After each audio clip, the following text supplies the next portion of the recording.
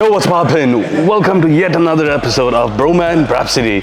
We're at Motorcycles of Greensboro with the professor right here. Professor, how are you, sir? Bro, how are you, brother? Living the dream, sir. Good to see you again. Welcome back. I know that we covered a desert sled not too long ago. Yes. It's an 800cc and so on and so forth, but Ducati also actually produces two different displacements from just the 800, the 1100, and then they have a 400. So here we are scrambling again. So in today's episode, we have a 2022 Ducati Scrambler 1100. We're going to talk about this bike. I'm going to show you around the bike, talk about its features, take it on the road, share my thoughts with you guys, talk about the cost of ownership, and assign it a Bhroman score. If you guys are new to Bhroman, hit that like and click that subscribe button down below.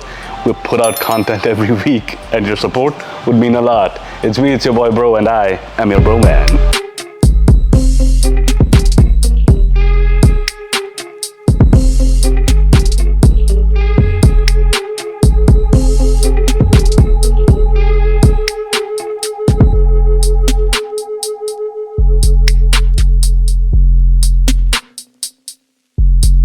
You know, the 50s were coming to an end and the 60s were rolling on. People were happy and go-lucky, and you know, the hippie movement was coming on, and the whole world was just about being relaxed and not having a worry in the world, and being able to go just about anywhere where your heart desired, right? So you know, you took a regular standard motorcycle and you put knobby tires on it, you put suspension that was a little taller, a little softer. You didn't have to have all the power in the world. You didn't care about that. You know, you had nowhere to go fast. The Scrambler is all about fun, relaxing, undemanding kind of motorcycle riding. The bike looks the way it looks. It looks like it was pulled right out of the 1962, 63. It's got all the, you know, all the creature comforts of modern day stuff like traction control, anti-lock braking system, Lean sensing, IMU, and all of that. All that good stuff. It's all hidden. It's all hidden. Very You can see well, it yeah, very well hidden. The Scrambler is all about back to basics, so that you can personalize it by accessorizing it. And if you can envision it, you can do it. You can get it done. The only difference between this and the 800 is basically just the engine displacement. Makes a little more power. Well, this makes 86 horses and about 66 foot-pound of torque. The 800 Scrambler is probably, what, 74 horses, 50-some foot-pound of torque. And you know, for the big jump in displacement, you don't get a whole lot more power, but it's the torque. Professor, would you take this bike to a track? Yes. As a matter of fact, I have. You have? Yes. Nice. Yeah. Not with these tires. Different, of course, different sort of tires. Yeah, a little more track-oriented type tires. But yeah, I mean, and it was, you know, the suspension was a little soft, and the brakes are all there. You know, because you still have a dual disc brake. Dual disc with ABS and traction control. Yeah, the brakes are all there. And since it's a Ducati, everything's Brembo. Yeah. And the IMU is the Bosch IMU. So you know, it's all there. Again, you know, adjustable suspension, ABS, traction control, IMUs. I mean, it's got all the goodies, Why would you not just love this thing? It puts a grin on my face every time I get on it, I'll tell you. I'm sure. Yeah. And you know me, anytime I swing my leg over any motorcycle, I'm grinning ear to ear. I don't know if you can see it, you can't see it under my helmet, but I'm grinning ear to ear. We can hear it in your voice though. You mind if I do a quick walk around of the bike? I would love to see you do that. It's got that nice little daytime running light, the little halo over there. I love it. It's freaking cool. If you look closer at the front tire, it's like sort of knobby, but these are more road oriented than anything else. Moving on to the side, first things first, inverted front forks. In most motorcycles it's the other way around, like the smaller tube's on the top and the bigger tube is at the bottom. This has a 24.5-degree rake angle. What's a rake angle, you ask? Well, draw perpendicular from the steering column, follow the fork tube. That angle is your rake angle. Shorter the rake angle, the more nimble the bike is, and larger the rake angle, the more stable it is at higher speeds, highway speeds and such. It's got dual discs here with Brembo brakes, and it also says it has the Ducati safety pack, which means it's got traction control, ABS, rider modes, all of that fun stuff. Yeah, at the heart we have the 1100cc L-twin, puts out about 86 horses and 66 foot-pound of torque. Again, these panels on the side, these are the ones that you can remove and change and customize and do whatever you want to do with them. I like the matte finish. I like this matte finish. The exhaust for this bike you have two exhausts, dual exhausts, and they both come out on the right hand side. The tail light is hidden there. It's tucked underneath the seat. It's got that single seat, but it's tucked right under there. You have the turn signals, and the license plate holder is actually at the bottom. Pretty cool. It's like the Diavel. On the other side, we have the monoshock suspension, and it's a chain drive. Born free 1962, so that's when the Scramblers came out. Nice leather. This has a nice leather seat, single bench seat of sort. It also has Ducati S in the back. Now let's look at the handlebar and the controls. On the top, you have passing lights. This is for your high beam, low beam. This is to toggle through the menu options, your turn signals and mode selectors, and the horn on the left hand side. And on the right hand side, this is the kill switch and starter. These are your controls for the DRL, and then you have your hazards. The front suspension is adjustable. This bike does not have keyless ignition. This has the regular key, and that's the Ducati key for the Scrambler 1100. So let's turn it on and see what's what. Here it tells you have automatic running lights, your speedometer, which gear you're on. Then you have error messages and warning lights all across. Left turn signal, neutral, right turn signal, fuel. Inside on this little roundish looking screen, you have the time, which riding mode you're on, the levels of your traction control, and this is your tachometer. You get a little fuel range here, and you get your total odometer, or your odometer over here. Let's toggle around with the menu and see what changes. You get trip 1, trip 2, your fuel range, outside temperature, settings, and then you're back. So to access your riding mode, press and hold the mode button, and then you can select. If you can go into active, journey, or city. But can you tell our viewers a little bit about Motorcycles of Greensboro? It's a motorcycle enthusiast center that also sells motorcycles, accessories, and services. Takes care of friends when they are stranded. Yeah. To me, a motorcycle, usually the definition of a dealership, to me, it's almost like pushy sales guys and do this and buy it now and buy it today, and if I can do this, will you do it today? Not here, not here. Now, with the exception of the fact that lately inventory issues have really come into play. So we do warn our future riding buddies that if they don't act quickly, they just might lose the opportunity of rewarding themselves with a great new motorcycle. Yes, we do that. Within these four walls, there is probably an added total motorcycling experience of around about 300 years. If you take everybody's experience and add it up. So, and experiences from all sorts of motorcycle riding. He's our track guy, there's an off-road guy, there's street riding guy. There's that synergy where all of these guys come together and we meet here at Motorcycles of Greensboro. Hence the motorcycling enthusiast center rather than a dealership, yeah. Speaking of street riding, as I'm watching through these episodes that we're filming and that you're obviously taking bikes out for a ride, you're able to find the coolest spots to, and sometimes the road is just straight, but most of the time they're lined by trees. But as I'm looking around, I'm like, man, that is a cool spot. That's a cool road. I'd like to be able to ride with you on that road. How is it that you're able to find all these cool spots? That's an excellent question, Professor. And yes, you can ride on those roads too. Thank you. I find these roads thanks to our video partners at Motorcyclist Maps. Motorcyclist Maps, it's this website, and it's got all kinds of routes all throughout the states, all throughout the United States. It's crowdsourced, so if you know of some cool routes locally here, or I know you lived in Utah and Colorado and those parts, if there are routes some there, cool places there too. You can go ahead and add those routes in there. You can filter by attractions, cool spots, cool landmarks, and it's a website, or it's a tool created by motorcyclists for motorcyclists. I love that. Yes, sir. That is so cool. And I'll put the website link in the video description below. You should go and check it out. Because of Motorcycles of Greensboro, it's all about sharing stories and experiences. And that is sharing both of them. Both, yes, because you share the locations, the route, the landmark, whatever have you. Then somebody else takes that and rides it, does whatever they do, and then they can share their experiences and their story. Motorcycling Enthusiast Center. But do you happen to know what time it is? My watch says it's right o'clock, brother. It's right o'clock. Let's go. So if you're new to Bhroman, give us a like and hit that subscribe button. We put out content every week, and your support would mean a lot.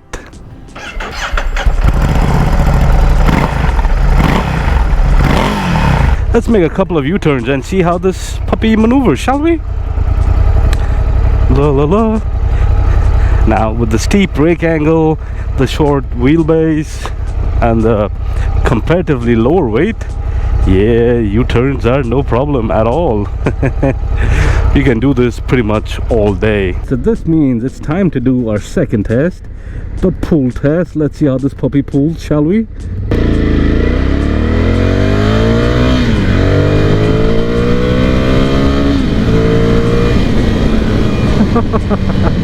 Not bad, not bad, not bad at all. Not bad at all. Ooh, and it kind of pops and barks at you if it doesn't like you. I like it. I like it. It's got some character. And check this out. The power, the torque is right there.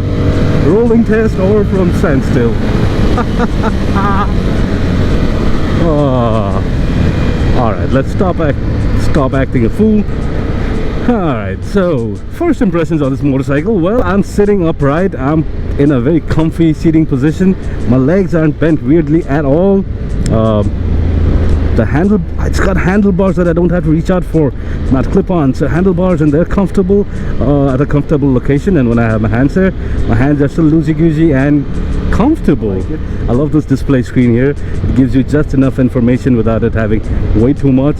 It's minimalistic by design, but it's really cool. You get this is like a really good call out of your speedometer, of your speed and the gear, and that's basically the most important stuff you need to know. So I like it.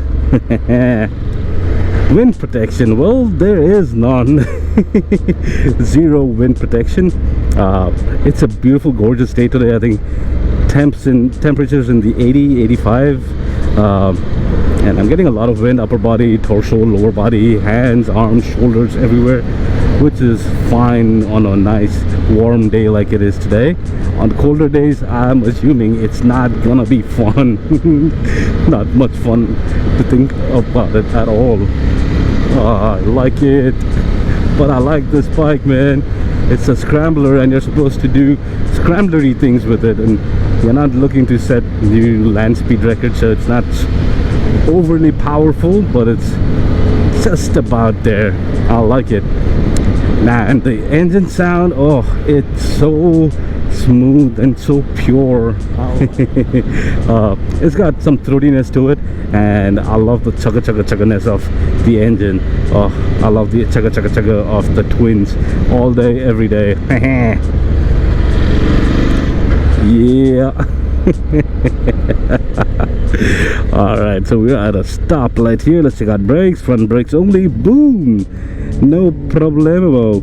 And I can flat foot this bike quite easily. I'm 5'10", 31-inch inseam, no problemo at all. And the balance of the bike is phenomenal. It's sitting upright, doesn't want to go one way or the other. So we started off in second gear, but it's still got pull. I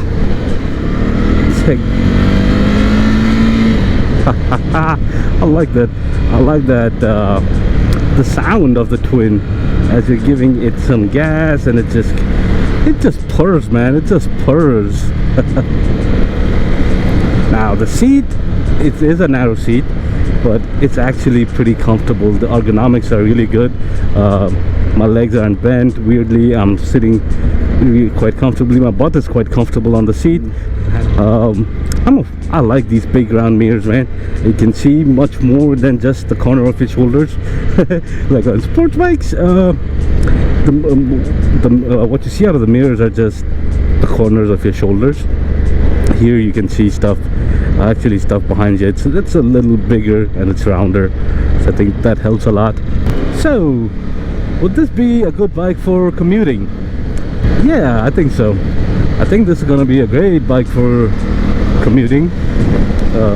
This does not have any saddlebag or storage space or anything like that in its stock form. It does not. But if you're used to traveling with a backpack, you should be just fine. And you can get like saddlebags and smaller bags for this motorcycle, like a tank bag as well, and you're good to go. This has some good torque and power, so yeah, you should have a lot of fun commuting on this motorcycle. Now, would this be a good bike for touring? Well, this is not a touring bike per se, so I don't think there's going to be a lot of fun on the highways because it's got no wind protection, so you're going to get beat up with with a lot of wind. But if you get like saddlebags or some tank bag and things like that, maybe a windshield, you probably could do some touring on it, a little bit, a couple of 100 miles, whatever. And it's gonna depend upon and it's also gonna depend upon you, the rider. If you're willing to take a chance and go touring long distance on this, that would be up to you. But yeah, this is not gonna be a great bike for touring like super long distances in my opinion, but you can definitely do a few 100 miles on it. It's comfortable enough and powerful enough. Now, would this be a good bike for a beginner? I think it would be, but a lot of it is going to depend upon you and how much discipline you have over the throttle and all of that. But yeah, I think this could be a good bike. This could be a decent bike for a beginner. But if you are really brand new to motorcycling, I'd suggest that you start off with the Scrambler 62, the 400cc, and then work your way up.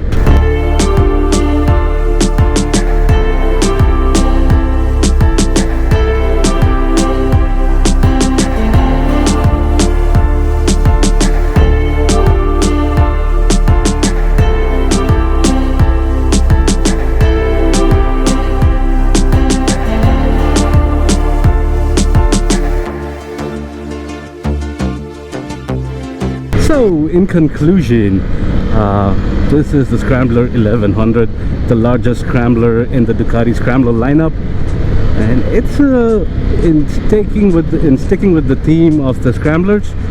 It is a cool looking bike. It's minimalistic in its design, but it gives you tons of features: riding modes, ABS, traction control, all of that. And I think it really looks cool. There's something to be said about throwback bikes with modern technology, and I like it a lot. It looks cool. It's got some performance, of course. It's not the fastest motorcycle out of the Ducati lineup, and it's not supposed to be. It's not meant to be. It's not a Panigale or anything like that.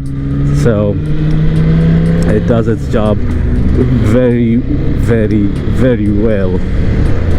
And these bikes are such a hoot to ride. No other word for it.